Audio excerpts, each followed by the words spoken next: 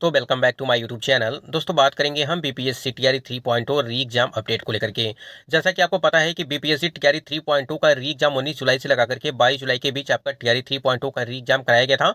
इसी बीच यहाँ पे 1 to 5, 6 to 8, 9 to 10 और 11 to 12 के जो चारों वर्गों के आपके आंसर की जारी किए गए थे और उस पर आपत्तियां भी दर्ज कराई गई थी। और आपको बता दें कि 9वीं 10वीं और 11वीं 12वीं की 14 सितंबर तक आपकी आपत्तियां दर्ज कराई जा रही हैं। इसी बीच यहाँ पे बीपीएससी टीआरई 3.0 भाषा अर्हता को लेकर के क्या कुछ अपडेट दिया गया है इसको लेकर के बात करेंगे। साथ ही साथ यहाँ पे टीआरई 1 और टीआरई 2 आरटीआई से बड़ा खुलासा हुआ है जो अदर स्टेट के कैंडिडेट है इसको लेकर के। और टीआरई 3 परीक्षा रिजल्ट पर क्या निर्णय लिया गया है, कब तक आपकी रिजल्ट जारी किए जाएंगे। और सबसे बड़ी अपडेट इसमें यह है कि जो आपका फाइनल आंसर की है यानी कि टीआरई 3.0 का जो री एग्जाम कराया गया था उसकी जो फाइनल आंसर की उसको लेकर के भी बात करेंगे। सीटेट या स्टेट बाहर अंतिम फैसला यानी कि सीटेट या स्टेट को लेकर के यहाँ पे हम लोग बात करेंगे। अदर स्टेट वालों पर खतरा, टीआरई 3 वाले ध्यान देंगे। कई सारे महत्वपूर्ण अपडेट आपको इस वीडियो के माध्यम से मिलने वाली हैं और जो भी जानकारी आपको दी जाएगी ऑथेंटिक दी जाएगी। सबसे पहले हम लोग बात करेंगे यहाँ पे कि जो आपकी बीपीएससी टीआरई 3.0 का जो सेकंड प्रोविजनल आंसर इसको कह सकते हैं या आप इसे फाइनल आंसर की कह सकते हैं, उसको लेकर के क्या कुछ अपडेट दिया गया है चलिए एक बार देखते हैं और ऑथेंटिक देखते हैं। स्क्रीन पे आप देख पा रहे हैं कि बीपीएससी टीआरई 3 परीक्षा के रिजल्ट से जुड़ी बड़ी खबर। कल 1 to 5 का आंसर की कल शाम तक जारी होगा यानी कि रजनीश सर के द्वारा जो न्यूज 18 के संवाददाता हैं, ये रजनीश सर के द्वारा अपडेट दी गई है कि कल आपका पीआरटी का यानी कि 1 to 5 का जो है आंसर की जारी किया जाएगा। यानी कि उस पर आपत्तियां ली गई थी 1 से लगा करके 8 तारीख या 5 तारीख तक जो है आप उस पर आपत्तियां ली गई थी, जिसके यहाँ पे आंसर की अब दोबारा जारी की जाएगी। आपत्ति जो जिन्होंने किया था उनके आंसर बढ़ सकते हैं, यानी कि आंसर बढ़ने का मतलब ये कि नंबर उसमें बढ़ सकते हैं। उसके बाद 16 सितंबर तक 6 to 8 का फाइनल आंसर की जारी होगा। ठीक है, यहाँ पे देखिए फाइनल आंसर की 6 to 8 का जो है 16 सितंबर को यहाँ पे डेट रखी गई है। और इसी बीच यहाँ पे 22 सितंबर तक आपका जो है 9वीं 10वीं, देखिए यहाँ पे 22 सितंबर को 9वीं 10वीं और 11वीं 12वीं का फाइनल आंसर की जारी होगा। पहले ही बता चुका हूँ कि इस महीने के आखिरी सप्ताह में जारी होगा टीआरई 3 का रिजल्ट। यह रजनीश सर के द्वारा अपडेट दी गई है। और आपको बता दें 26 सितंबर आपकी जो है डेट रखी गई है। ठीक है, आपकी 26 सितंबर आपका रिजल्ट देने की डेट रखी गई है। क्या वो 26 सितंबर को रिजल्ट आ पाएगा या नहीं आ पाएगा, वो भी यहाँ पे सारी चीज़ें आपको मिलेंगी। लेकिन यहाँ पे देखिए अब तक रोस्टर क्लियरेंस की सूची आयोग को नहीं हुई है प्राप्त। यानी कि जो 22 तक बताई गई थी कि 22 तक जो है इसका डाटा देने की, अभी तक पूरी जो है डाटा नहीं मिल पाई है आयोग को।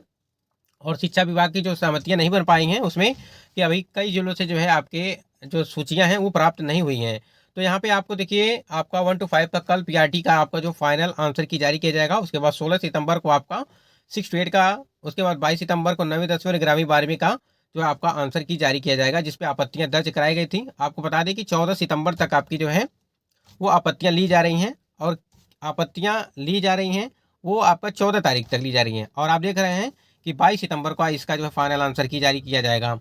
और इसमें देखिए रोस्टर क्लियरेंस देखिए नहीं हो पा रहा है। आपको बताना चाहेंगे कि जो 65% वाला आरक्षण मामला है इसकी वजह से यहाँ पे जो है आपका रोस्टर क्लियरेंस नहीं आ पा रहा है। ध्यान दीजिएगा, क्योंकि 65% का मामला जो है वो सुप्रीम कोर्ट में जो है सुनवाई होनी थी 10 तारीख को होनी थी, तो 10 तारीख को आपकी सुनवाई नहीं हुई। 11 को होनी थी, 11 को भी नहीं हुई।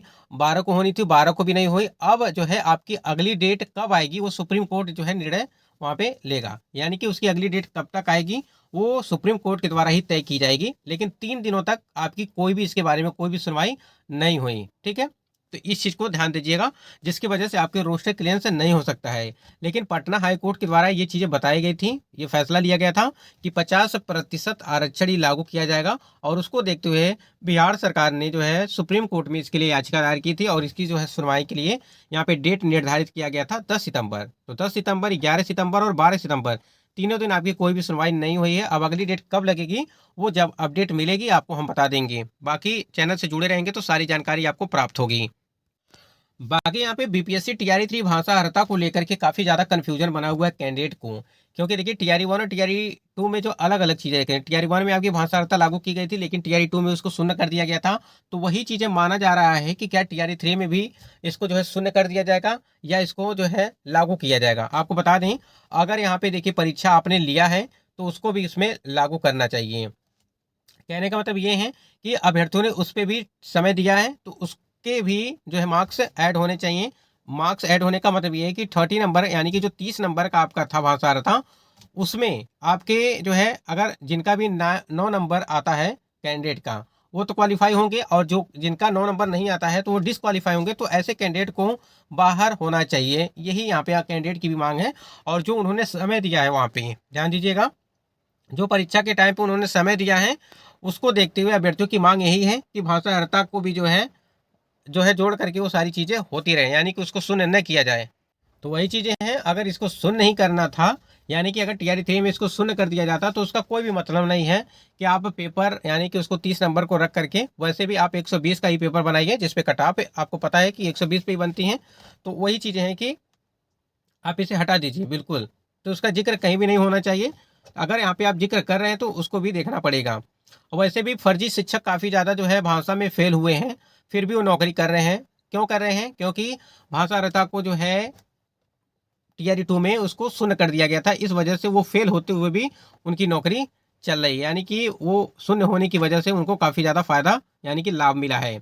सीटेट ए स्टेट को लेकर के अगर बात करें, यहाँ पे देखिए सीटेट का जो मैटर चल रहा है सुप्रीम कोर्ट में कि सीटेट जो है यहाँ पे रद्द किया जाएगा या बिहार में रद्द, जो अदर स्टेट में, ये सारी चीज़ें जो चल रही हैं कि अगर यहाँ पे कि सीटेट अगर बंद किया जाता है तो क्या नौकरी पर प्रभाव पड़ेगा। देखिए वैसे सीटेट बंद नहीं होना चाहिए, क्योंकि इसके थ्रू जो है काफ़ी ज़्यादा अलग अलग राज्यों में कैंडिडेट यहाँ पे नौकरी कर रहे हैं, तो उसकी वजह से काफ़ी ज़्यादा प्रभाव पड़ेगा इसको। तो ये बंद नहीं होगा, बस ये चल रहा है कि हाँ बंद हो जाएगा, बंद होगा, और यहाँ पे टीआरई 1 और टीआरई 2.0 की भर्ती जो प्रक्रिया है वो रद्द की जाएगी। ऐसा देखिए अभी तक पूरी तरह से क्लियर नहीं हो पाया है कि ये चीज़ें होंगी या नहीं होंगी। फिलहाल ये अभी अपडेट ये पेंडिंग में पड़ा हुआ है, और 2 सप्ताह का जो है यहाँ पे टाइम मांगा गया है सरकार से। अब देखिए उसमें क्या कुछ होता है। स्क्रीन पे आप देख पा रहे हैं सामान्य पुरुष वर्ग में 49% है, व महिला में 56% दूसरे राज्य के हुए थे चयनित। यहाँ पे देखिए प्रथम चरण की प्राथमिक शिक्षक नियुक्ति का मामला है, और बीपीएससी द्वारा ली गई प्रथम चरण की प्राथमिक शिक्षक नियुक्ति में सामान्य पुरुष श्रेणी में 49% बिहार के बाहर के अभ्यर्थी चयनित हुए हैं। मतलब कि जो अदर स्टेट के कैंडिडेट हैं वो चयनित हुए थे 49%, ठीक है। और जबकि सामान्य महिला श्रेणी में 56% यानी कि फीसदी यहाँ पे बाहरी जो है चयनित हुए थे, जो महिला कैंडिडेट हैं। यहीं आप देख पा रहे हैं कि आरटीआई से खुलासा हुआ है कि छात्र नेता सौरभ कुमार ने बताया कि यहाँ पे देखिए मुजफ्फरपुर के अनिल कुमार के द्वारा आरटीआई के माध्यम से पूछे गए सवाल के जवाब में बीपीएससी के प्रशाखा पदाधिकारी सह लोक सूचना पदाधिकारी ने बताया कि टीआरई 1.0 में और कक्षा 1 to 5 यानी कि प्राथमिक विद्यालय के लिए सामान्य वर्ग की श्रेणी में चयनित 7,949 पुरुष में जो है 3909 यानी कि 49.17% सीटों पर अन्य राज्य के पुरुष चयनित हुए हैं। आप इसको 50% मान के चलेंगे। वहीं दूसरी ओर सामान्य वर्ग की महिला संवर्ग में 17,795 चयनित महिलाओं में से 10,112 यानी कि 56.82 यानी कि 57% जो है सीट पर अन्य राज्य की महिलाएं जो है वो चयनित हुई हैं। तो आप खुद ही समझ सकते हैं कि जो अदर स्टेट के कैंडिडेट हैं उनको कितना ज़्यादा यहाँ पे लाभ मिल रहा है हर जगह। तो वही चीज़ें यहाँ पे लगातार ये भी मांग चल रही है बिहार के जो कैंडिडेट हैं कि डोमिसाइल जो है लागू किया जाए, अगर इस प्रकार से चीज़ें रोकनी है तो। और भी कई सारी चीज़ें हैं, जैसे आप दिव्यांग प्रमाण पत्र बनवा करके, फिर निवास प्रमाण पत्र बनवा करके, बहुत सारे फर्जी तरह से डॉक्यूमेंट बनवा करके कैंडिडेट नौकरी भी कर रहे हैं। अब इसकी खुलासा जो है धीरे धीरे वो चल रही है, देखिए क्या कुछ होता है।